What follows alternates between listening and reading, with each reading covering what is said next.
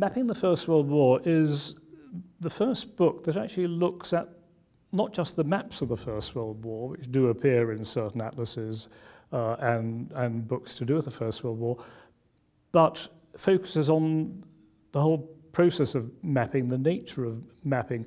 So not just the way in which the maps cover all the different fronts, the Western Front, the Eastern Front, the Middle East and so on, Africa, but the way in which maps themselves evolved as part of, particularly on the more advanced fronts. In the book, I'm looking not just at maps as visual images. It's much more than that. It becomes a part of the whole artillery weapon system, for example. If you look at the Western Front, you have the very sophisticated developments to do with plotting from aerial photographs, for example, increasing accuracy and refinement of the maps so that any point in enemy territory, any point in your own territory can be located to within, say, 5 meters, which means that you've got a whole network of interrelated points there, essentially a mathematical matrix, which becomes integrated with the artillery and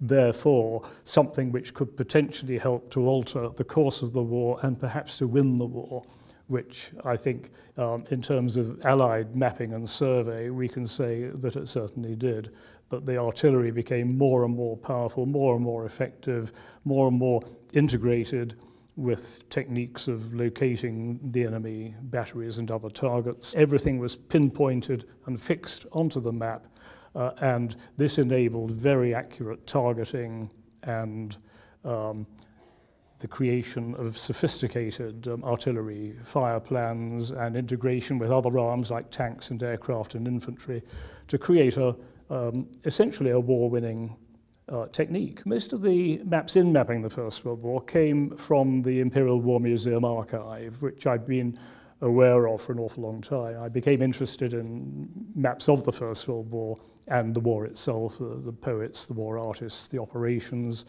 when I was at school, so going back now to the 1950s and the 1960s, and ever since then I've been coming up to the War Museum and looking at their collections of maps and aerial photographs and documents and so on. Some of those turn out to be quite interesting or significant or important maps, particularly ones which actually been used in operations. You find a map, one map I had a hole running right the way through it. It had been folded up and put in a knapsack, and a shell splinter had gone right the way through it and out the other side. I came across some very interesting items, particularly in the War Museum archive. There's some of the ethnographic maps showing the patterns in the Balkans, for example, of the different ethnicities in the area which had been part of the Ottoman Empire and then in the decades before the First World War became increasingly volatile under the pressures of nationalism, pressure from Russia and pressure from Austria-Hungary, and pressures for internal self-determination. And of course, these are the very forces that led to the assassination of Archduke Franz Ferdinand and the outbreak of war itself. It was a Bosnian Serb, Gavrilo Princip, who assassinated the Archduke.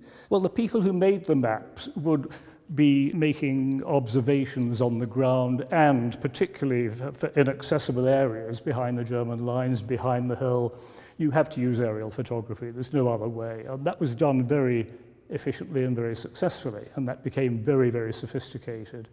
And of course, it wasn't just the British and the French who were doing this, the Germans were doing it as well.